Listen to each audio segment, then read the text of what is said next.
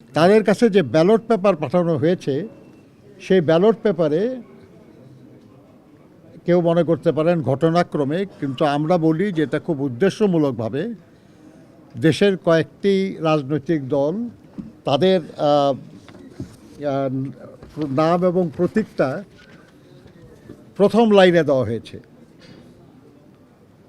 অথচ বিএনপির নাম এবং প্রতীক ঠিক মাঝখানে দেওয়া হয়েছে, যেটা ভাঁজ করলে কাগজটা এটা ভালো করে নজরেই পড়বে না।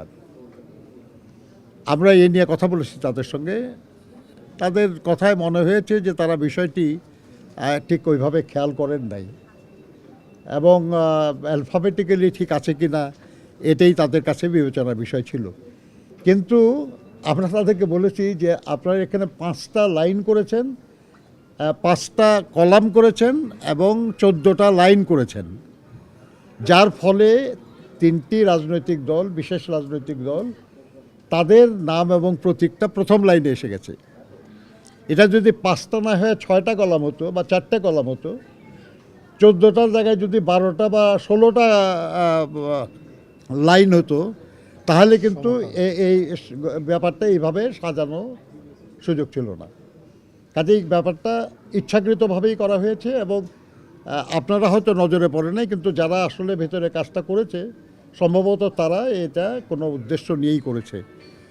আমরা তাদেরকে অনুরোধ করেছি যে বিদেশে যে ব্যালট পেপারগুলো পাঠানো হয়েছে সময় থাকলে সেটাও সংশোধন করা, আর দেশের ভিতরে যে ব্যালট, পোস্টাল ব্যালট যাবে এবং সেটা এখনও পাঠানো হয় নাই, আমরা তাদেরকে পরিষ্কার বলেছি যে এই কৌশল যেন দেশের ভিতরে পোস্টাল ব্যালটে কার্যকর করা না হয়, এটা যেন সংশোধন করা হয়।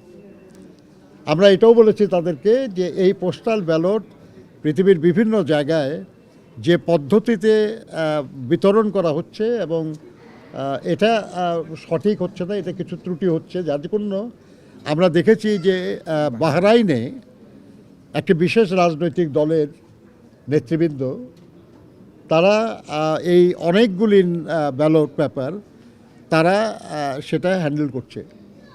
এটা ভিডিও সোশ্যাল মিডিয়ায় প্রকাশিত হয়েছে, ভাইরাল হয়ে গেছে।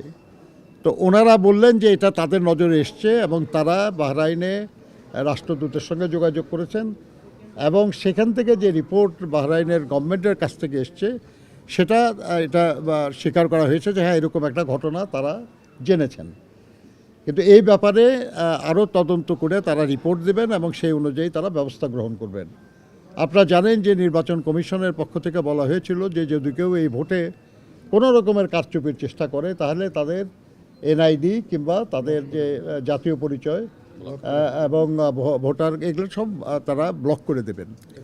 আমরা মনে করি যে যারাই এই নির্বাচনকে বিঘ্নিত করার জন্য এটাকে কারচুপি করার চেষ্টা করছে তাদের বিরুদ্ধে যেন আইন অনুযায়ী কার্যকর ব্যবস্থা নেওয়া হয়। এটা আরেকটা বিষয় আমরা আলোচনা করেছি, তারা বলেছেন তারা এর ব্যাপারে ব্যবস্থা নেবেন।